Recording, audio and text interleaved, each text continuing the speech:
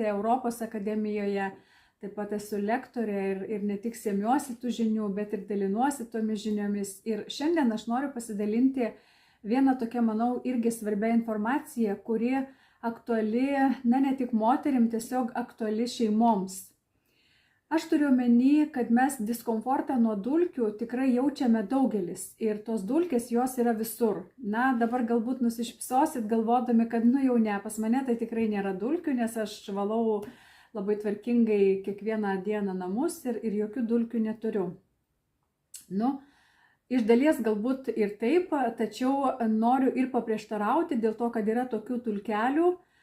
Yra dulkių erkučių, kurios yra mūsų pataliniai, kurios tiesiog yra mūsų namuose, veisiasi, jos nematomos, ypatingai jeigu dar turime naminių gyvūnėlių, tai tikrai jos minta ir mūsų odos dalelėmis, kurios krenta ir mūsų odagi keičiasi ir tos pleiskanėlės, jos iš tikrųjų yra visur, ypatingai pataliniai.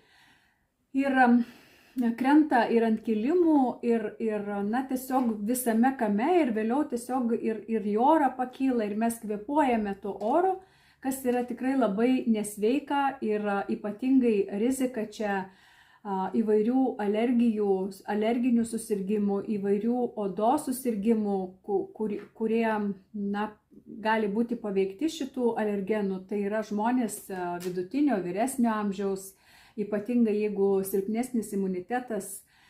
Aš beje taip pat priklausau šitai grupiai ir man 61, nors mano imunitetas yra stiprus ir aš tikrai tų alerginių tokių simptomų nejaučiu, o beje tie simptomai yra ir kosulys gali būti, ir toks perštėjimas gerklės, ir ašarojimas, ir sloga.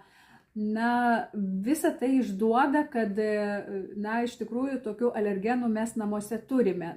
Kitos grupės, kurios taip pat yra tokios žmonių grupės, kurioms yra šitie alergenai tokie netinkami ir labai kenksmingi, sakyčiau, tai moteris su jautria savo oda, o tokių tikrai turime labai daug.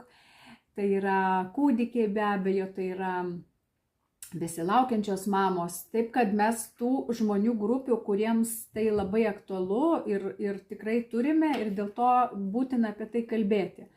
Ir kaip su visu tuo susidoroti, ką daryti, ar ne, kaip mes nuo to dulkių čia galim apsisaugoti.